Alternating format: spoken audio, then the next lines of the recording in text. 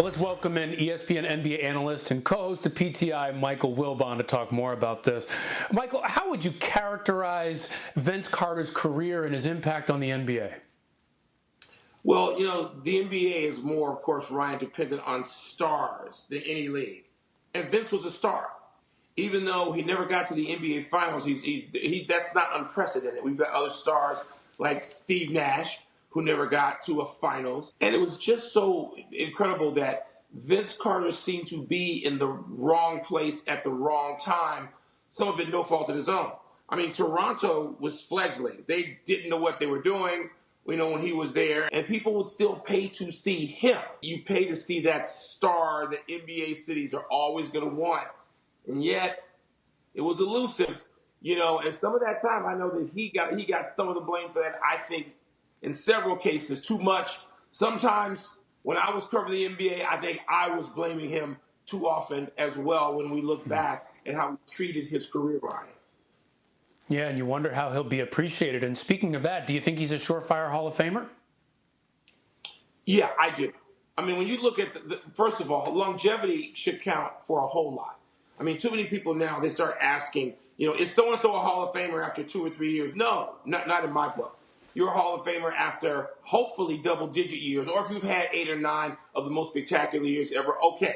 Vince Carter has played a length of time that no one has. It's unprecedented in NBA history. And so, he was on not just competitive teams, but teams that were a threat, and he made them a threat.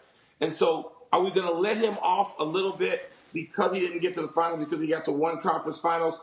Yes, I think that the body of work, says, yeah, this guy is a Hall of Famer.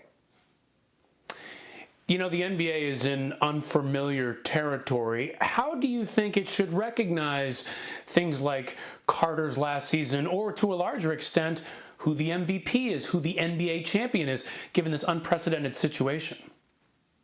They're going to have to wait, like they're doing everything else.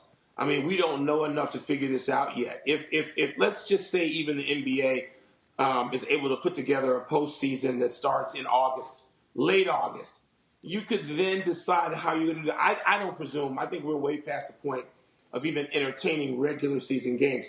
But, Ryan, if there's a postseason, you could announce those awards then. And Vince Carter, hopefully, I mean, I've asked him several times, you're going to change your plans now, post-career.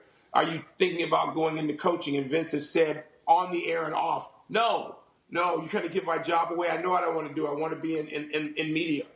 And so Vince Carter can be honored. So you can have a night for him in Toronto. You can have a night for him in Atlanta, wherever you want. People can serenade Vince Carter when the NBA returns in full. But in terms of those MVP and those other awards, I think those things can be given out based on a lot of teams playing 60 games or more this regular season. And, Michael, when you talk about Vince Carter in Toronto, if the schedule had held, he was set to play his last game at Toronto on Friday. Hopefully they will have a moment sometime in the future to recognize his accomplishments. Michael Wilbon, thank you so much. Thanks, Ryan. Thanks for watching ESPN on YouTube. For live streaming sports and premium content, subscribe to ESPN+.